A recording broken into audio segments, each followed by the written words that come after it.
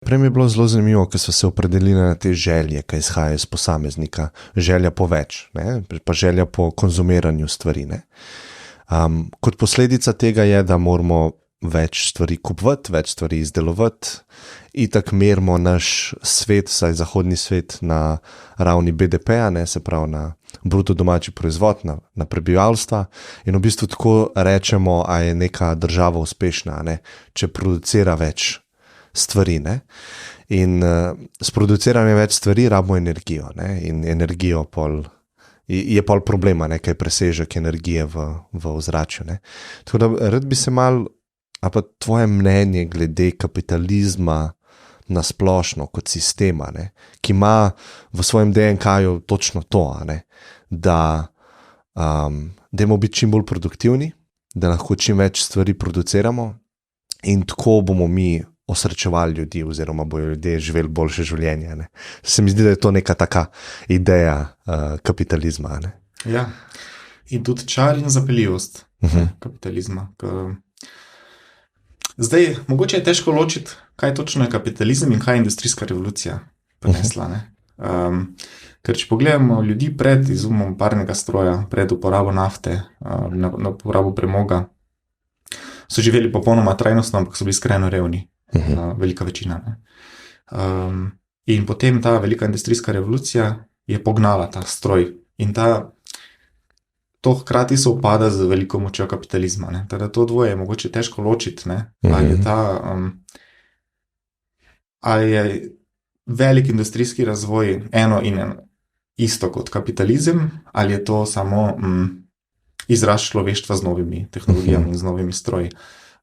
Ker sta se istočasno pojavila, ne? Se pravi ta izum, pa ta sistem, pa znanstvena revolucija. Ne? To je vse bilo zelo hkrati. Ne? In ne veš... Ta Kitajska me muči, ne? Ko pač gledamo, ne? Ko ima pravi divji kapitalizem, hkrati ima pa vlado, ki na papirju nekaj sprejme in celotno družbo 1,4 milijarde začne usmerjati nekam drugam. Ne? Zdaj, lahko temu res rečemo kapitalizem v tem tradicionalnem smislu? Ne vem, ne. Skratka, strinjam se, da je v kapitalizmu problem ravno zaradi tega, ker temelji na presežkih. Sama ideja je, da ustvarjaš presežno vrednost in jo potem investiraš naprej in zaradi produktivnih investicij iščeš nove in nove priložnosti za ekspanzijo. Ne. In to je dobro delovalo, ker je bil cel svet nerazvit v začetku, ne, v 19. stoletju. Ne. Najprej se je razvijala Velika Britanija, potem ostala Zahodna Evropa, v času Jugoslavije in se je tudi Jugoslavija razvijala pospešeno, ne, iz feudalnega sistema v sodobni sistem in zdaj bolj ali manj cel svet. Mogoče še v Afriki te spremembe najpočasneje dohajajo, ampak se tudi izvajajo na ta način. Ne. Najpočasneje, najhitreje? Mislim, industrijska revolucija, ne, še ni dokončana, mogoče v Afriki posod. Samo rastejo najhitreje, ne, že zadnjih 30 let. Rečemo, razumem, temna infrastruktura, asfalt, letališča. Banke, bolnice. Način življenja po celem kontinentu, res je kontinent ogromen. Ne. Ampak to je mogoče še neko zadnjo področje, ali pa eno zadnjih področij, kjer ekspanzija še je na voljo, druge pa je ni več na voljo. Ne. In hočem reči, da prvih 100-150 let okolje ni bilo problem in je ta sama teorija industrijskega razvoja ni okolja potrebovala imati resno, ker je bilo gozdov neskončno, premoga neskončno, nafte neskončno, ocean neskončno velik, da lahko vse vržeš not in se izgubi, in ozračje ogromno, da lahko vse izpuste vržeš v ozračje in se razkadijo. Ne. Torej, če pogledamo tiste dimnike od starih tovarn, samo dovolj visoki so mogli biti. Ne. Kaj pa pomeni visok dimnik? Razpršitev po širši regiji. Ne. In nekako je ozračje to pojedlo vse naše probleme, ki so nastali z onesnaženjem. Stranske produkte ali pa eksternalije. Zdaj pa mislim, da smo prišli v dobo zasičenosti, ko ni več kam dati teh presežkov. Ne. Torej, preveč je ogljika, preveč je radioaktivnih odpadkov, preveč je plastike. In zaradi tega je nek problem upravljanja oziroma problem, kako zdaj naprej. Ne. In mislim, da je da ne moramo več imeti iste misli, kot je bila razvita v 19. stoletju, ne, ki je lahko samo više, močneje, hitreje, rasti, širi se, osvaja svet. Ne. To je recimo mogoče bil nek začetni duh industrijskega kapitalizma. Ne.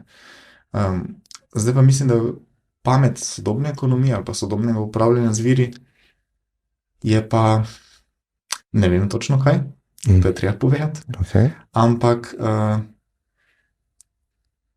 razmišljanje o tem, kako biti v svetu z viri, ki so na voljo, kako ne uničevati lastne prihodnosti lastne družbe ali pa prihodnosti našega načina življenja in prihodnosti planeta kot sploh. Ne. Zdaj mogoče ta razmislek o planetu v Sloveniji malo nenavaden, ne. 2-milijonska skupnost razmišlja o nečem, kaj ne vem več koliko milijard ljudi sodeluje pri vsem skupaj, ne. Ampak lahko vsaj kot mislici sodelujemo pri teh razmišljanjih, če že ne tisti, ki bi vplivali. Ne. A veš, kaj so se o Afriki pa o državah v razvoju pogovarjala oziroma sva jih omenila? Kakšno je tvoje mnenje ali pa pogled na to, da recimo v zadnjih 200 let je Zahod nekako prosperiral s tem, da smo pobrali ta nizka jabolka, ne? Zdaj, kot sem te razumel, ne, prihajamo do jabolk, ki so višja in je vedno težje tako stopnjo razvoja imeti. Države v razvoju, ne, predvsem celina Afrike, ne, so pa nekako zdajle nas šele, v bistvu ne bom rekel, da nas hoče ujeti ali pa da je neko tekmovanje, ne, ampak oni zdaj tudi z vsemi temi sadovi, ki smo jih mi razvila, ne, nekako rastejo pa grejo v neko smer prosperiranja. Predvsem tukaj imam v mislih tehnologijo, ki lahko zelo hitro oni implementirajo. Ne. Mi smo mogoče mogli testirati kakšne stvari, ne, oni pa pač lahko tudi preskakujejo določeno tehnologijo. Ne.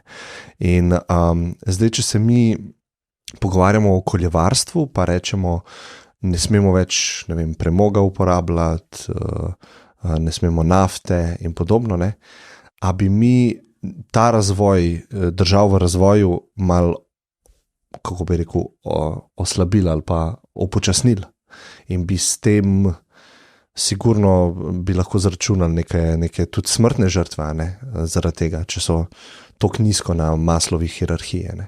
Kakšen je tvoj pogled do tega? Ker jaz sem vedno imel tako pogled na kapitalizem na splošno zelo pozitiven, ker je toliko ljudi ven iz revščine potegnil, a ne, pa da se imamo svoje psihološke probleme do nas, a ne, ker niso prijetni, a ne, pa zelo veliko ljudi trpi, a ne, tudi v zahodnem svetu, ne, ampak jaz bi vseeno za sebe pa za svojo družino raje zbral to vrsto trpljenja, kakor neko lakoto ali pa bolezni, ki jih ne znamo pozdraviti, ne. Tako da ta sistem nekako je pripomogel temu, da smo se toliko razvili, ne. Zdaj pa, a je fair, da zdaj, ko nekateri še niso prišli do te stopnje, nekatere države, nekateri ljudje, da to ustavljamo, ne. Ja, to je sigurno razmislek na mestu. Mislim, ne, treba je kar konkretno reči ne, ni fair, ne. Imajo pravico do razvoja, tako kot vsi ostali. Torej še posebej niže, ko so v kazalcih splošnega družbenega razvoja, rečemo pismenost, prehranjenost, stabilnost, kriminal in vse te neke kazalci, ki kažejo na kakovost način življenja. Niže, ko so na teh kazalcih, toliko bolj imajo pravico do razvoja, še posebej, ker so velikokrat v afriških državah tako nizko na tem področju zaradi izkoriščanja, večstoletnega izkoriščanja strani Zahoda. Ne. Ena razprava na področju podnebnih sprememb pokriva to vprašanje, mislim, da se sodi pod področje globalne pravičnosti, torej in gre nekako v tej smeri, kot državljan sveta ali pa kot pripadnik sveta, en izmed toliko in toliko milijard, ne, naj bi imel pravico do toliko in toliko virov. Ne. In na zahodnem svetu so te vire porabili že pred 50 leti. Torej, mi imamo recimo nič pravic več, neke vrste. V minus, ja. Ja, minus, ne. In ta škoda, ki se ustvarja, je treba kar konkretno povedati, Zahod je ustvarja, ne. Oziroma industrijsko razvite države ustvarjajo podnebne spremembe in globalno uničevanje okolja. Zdaj te razvijajoče se države dohajajo, hitro dohajajo in uničujoče, ampak če pogledamo procentualno, je njihov prispevek minimalen, skoraj nepomemben. Ne. Recimo gromozanska Indija ima na prebivalca še vedno manj izpustov, kot je neka meja uničevanja podnebja. Ne. Torej, oni so trajnostni. Smislu, ne. Pa so tudi že kar razviti industrijsko. Skratka, ena razprava je ta nepravica do nekih virov, ne, do nafte in tudi virov pravica do onesnaževanja. In z tega vidika imajo tudi oni pravico, ker do zdaj tega niso, te pravice niso imeli. In potem zdaj, kako to kompenzirati, ne, če prostora ni več. Kompenzacija je zamišljena na ta način, da razviti toliko hitreje zmanjšujejo izpuste, zato da njim pustijo nekaj prostora za rast, za nadaljnjo rast. To je en razmislek in nekateri pravijo, da je to glavni razlog v zastoju svetovnih podnebnih pogajanj.